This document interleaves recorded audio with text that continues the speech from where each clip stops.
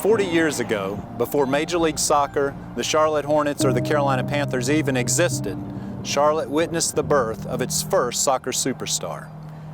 His name was Tony Suarez, and you've probably never heard of him. But in 1981, playing for the Carolina Lightnin, Suarez soared to heights in Charlotte that its new MLS team can only hope to achieve. Suarez played his home games right here in American Legion Memorial Stadium in Charlotte. It's empty at the moment.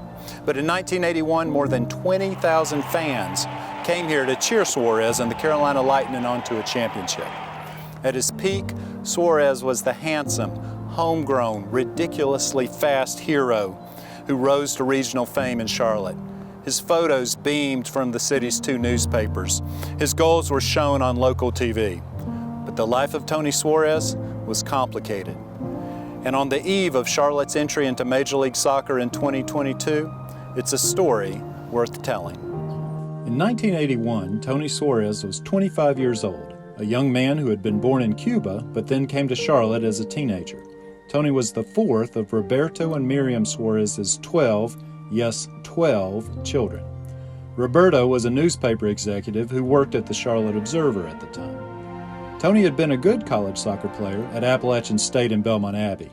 In 1981, he attended an open tryout for the Carolina Lightnin, a new minor league soccer team in Charlotte, and he didn't make it. But Tony persisted, asking to be on the team's practice squad.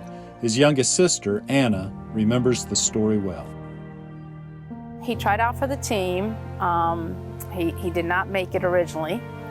But he was so determined, he spoke with Rodney Marsh and asked him if he could be, they had a certain allotment of players that were amateur that they were allowed to keep, United States players. So he begged to be one of those guys and volunteered to drive the team bus and just do whatever he could to be around the guys. He wanted to practice, he wanted to be around the guys. And that's kind of how it happened. And season started and they had a lot of injuries.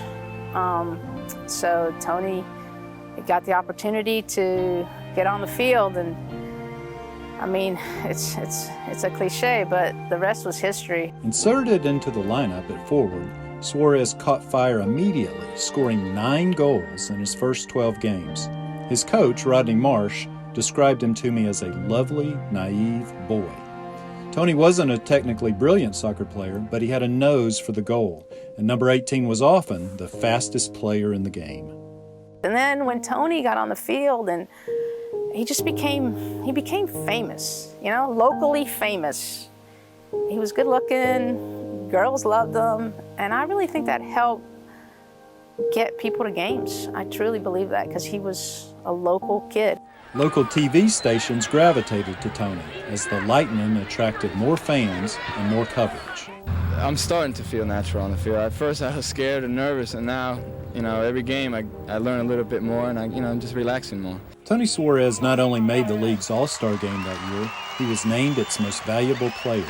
He was also named the league's Rookie of the Year. The magical season reached its peak in September 1981, when Suarez and his teammates attracted a crowd of 20,163 to Charlotte's Memorial Stadium to watch Carolina play the New York United in the championship. The Lightnin won 2-1 and celebrated afterward. And former team bus driver Tony Suarez, he was in the middle of it all.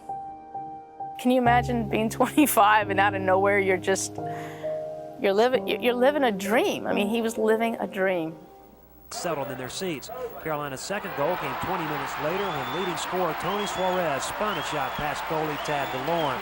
But Tony Suarez's soccer dream started to disintegrate after 1981. He signed on to play indoor soccer for a team in Cleveland, but soon sustained a serious knee injury. In your mind, can you be ready by June to perform on the field for the Carolina Lightnin? By June, I'll be able to run, and it'll take me a few months to get in shape and ready to play by the playoffs, if I'm going to be ready by the playoffs. And I will be working out with the Lightning during the summer. So, anytime doing then, I hope to be ready to play. And just as he had recovered from that injury, Tony badly hurt his other knee.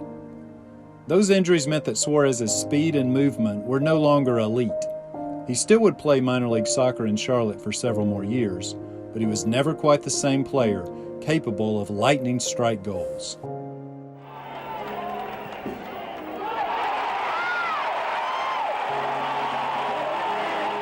From there, Tony Suarez's life took a series of wrong turns. He was married 3 times.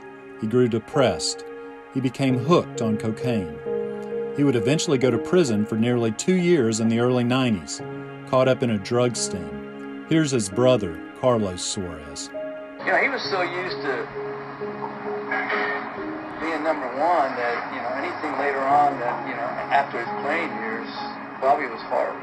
Right. You know, and most people don't realize that, you know, he probably missed all that, and that's probably why he got into what he was doing. Tony did earn his college degree from Belmont Abbey while in prison, and once he got out, he worked in the Charlotte Observer mailroom. He already had 1 child, a daughter, Autumn, with his second wife. And in 2006, his third wife, Marianne, had their son. Tony named the baby after himself, Antonio Cappy Suarez. Tony still had issues, though. He lost his job at the Observer in 2006.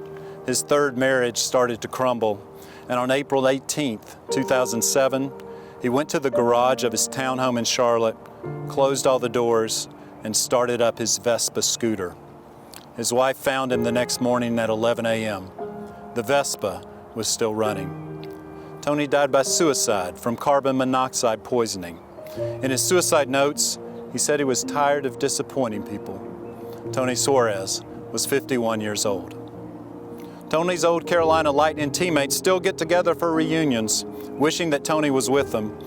His sister, Anna, is launching a charity that will focus on suicide prevention and mental health. She still thinks about Tony every day.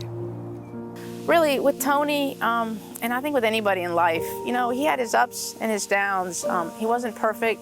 I just want people to know that he was a really, really good person.